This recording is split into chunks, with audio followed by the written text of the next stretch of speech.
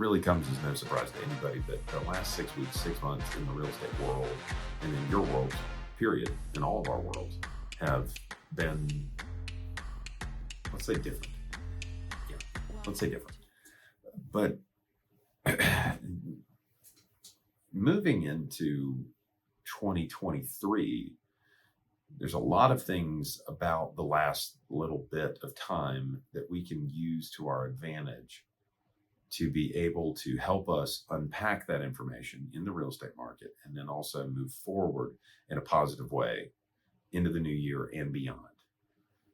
Because we're going to still need you guys, and we're going to need you guys to be better and to be more prepared, to be the positive influence, the voice of reason, to be able to take control of the two things that you as real estate professionals can actually control, which is number one, the amount of times that you open your mouth or have conversations, and number two, the things that come out of your mouth. So moving into 2023, let's dive in. 4 things that I expect to prevail over the real estate world, and then 5 things that we need to take advantage of monitoring to make sure that we're having better conversations with our clients to be able to better help solve and provide solutions to them moving forward. Let's go. Number 1, affordability is going to be front and center in the real estate world, period. Affordability is the main topic of the day. Number 2, as a result of that, and as a result of a couple of key factors about the affordability matrix, home sales are gonna fall. The amount of sales that occur in the United States is going to go down to a level roughly to really a number that we haven't seen since 2011. So about 4.7, 4.8 million transactions are estimated to occur. That's according to Lawrence Yun from the National Association of Realtors.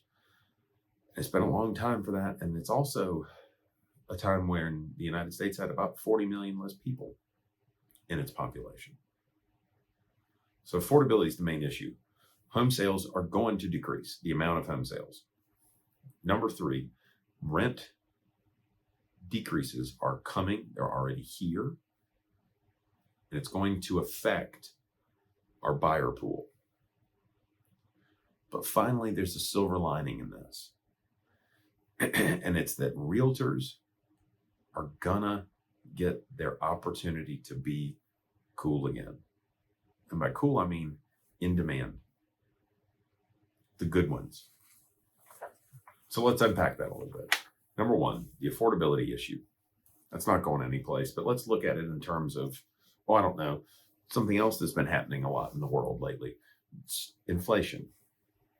So we all got the numbers a day or so ago about inflation. It's 7.1%. It's down slightly from the previous month, but still year over year from this time last year, it's up 7.1%. You look at home price appreciation in the Greater Greenville Association of Realtors, that number, it's up 6.4% from this time November last year, the end of November.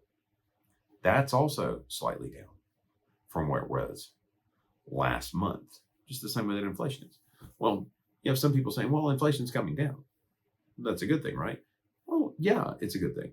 But still, it's a number that, one, from the inflation perspective, 7% inflation is still really high. And from a home price appreciation standpoint, 6.5% is still positive home price appreciation. When you couple in the ability to grow equity, 6.4% year over year still means that just because prices are moderating, now granted, that's the median home price. Each individual situation is different. Just because the median home price is moderating a little bit and it's no longer 15% year over year, well, that does not mean that prices are going down necessarily. Each individual situation is different. So to hammer that home, just because sales are down or that prices are cooling, it does not mean that prices are turning negative. Am I trying to say that that's not going to happen? Well, no, I'm not trying to say that. There could be things in the future that could prevent home prices further, and we could see, economic problems or anything else that could contribute to home prices eventually turning negative. But let's look at what really drives home prices if we're going to talk about that.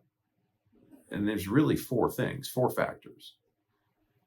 Number one is demographics, or the availability of demand for home buyers.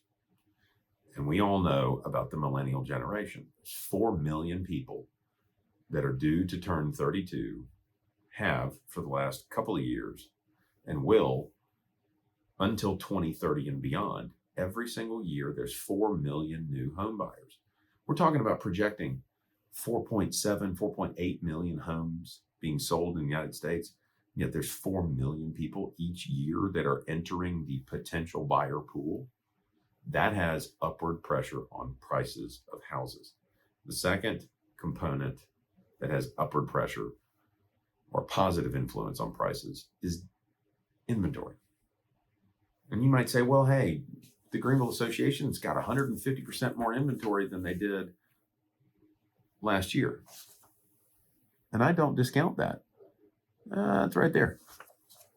But the other number is 3 months worth of supply. And for those of you that are real estate professionals, you already know that even that 3 months of supply, that's not a healthy figure.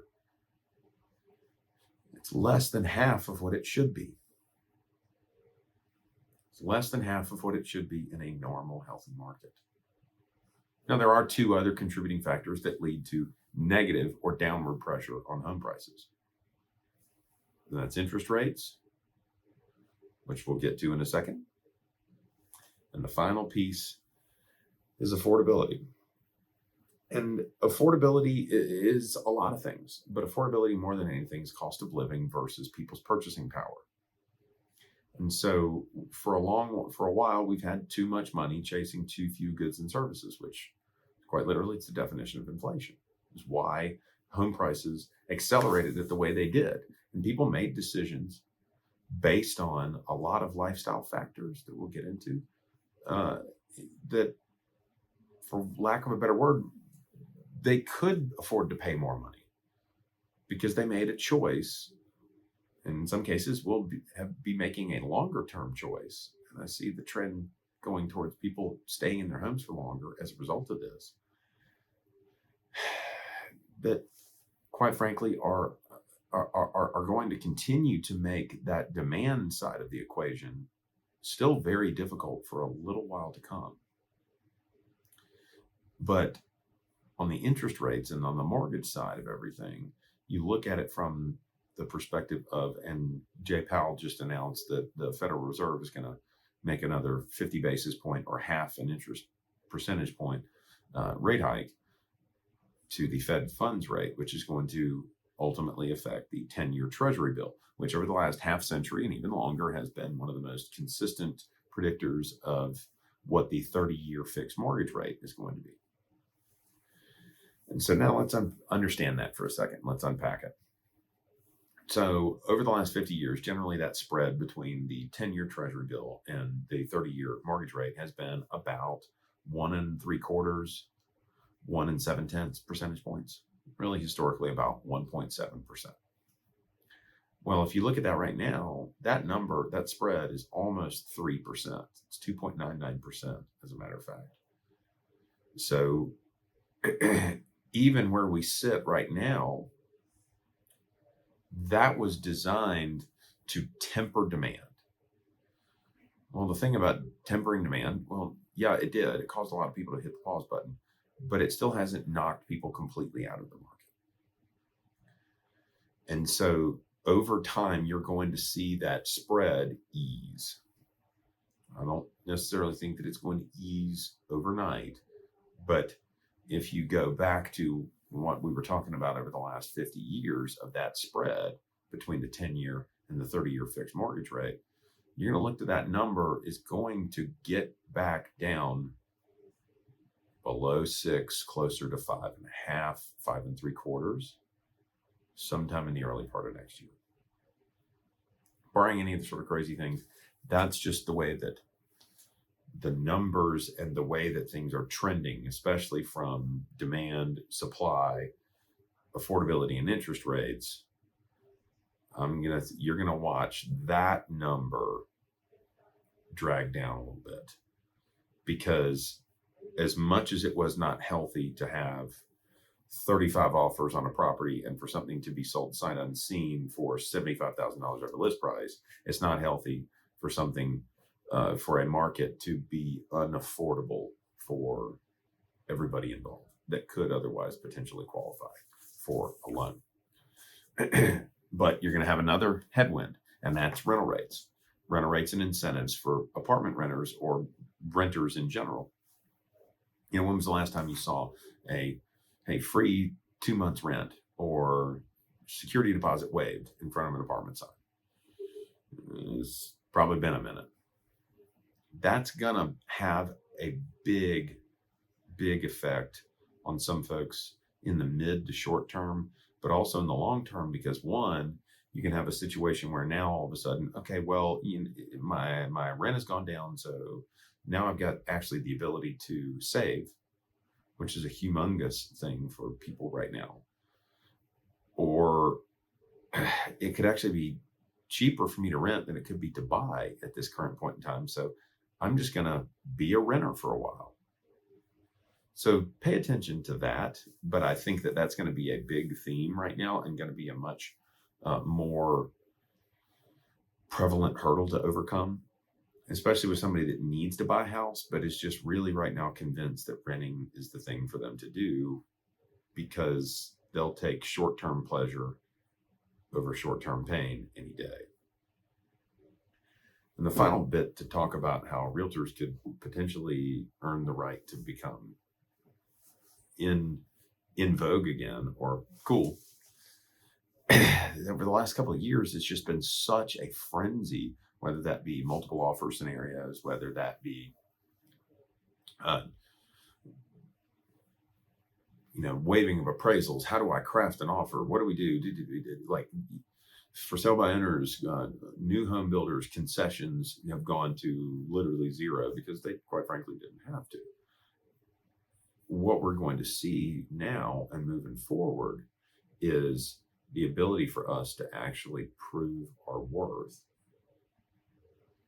as industry professionals, and to essentially to earn our fee.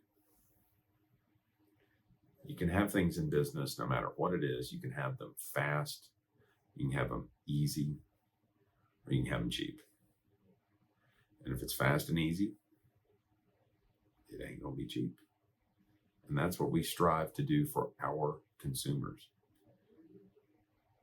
We want to make the process seamless to drive them towards making good decisions. And in this market, call it, there's not going to be a whole lot of fast and easy without us, without the realtor, without the professionals' involvement in the process. And so, how do we navigate all this? How do we navigate this as realtors? Well, I can't change the market, but what I can do is I can change the experience that my clients receive.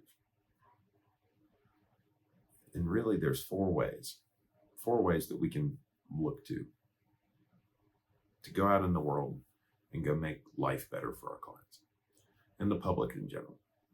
Number one is share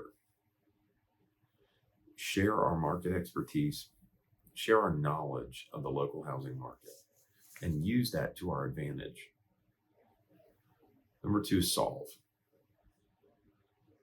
He or she who identifies and prepares a list of solutions or a menu of solutions to the common problems that everybody faces today that are going to change. Those problems are going to change.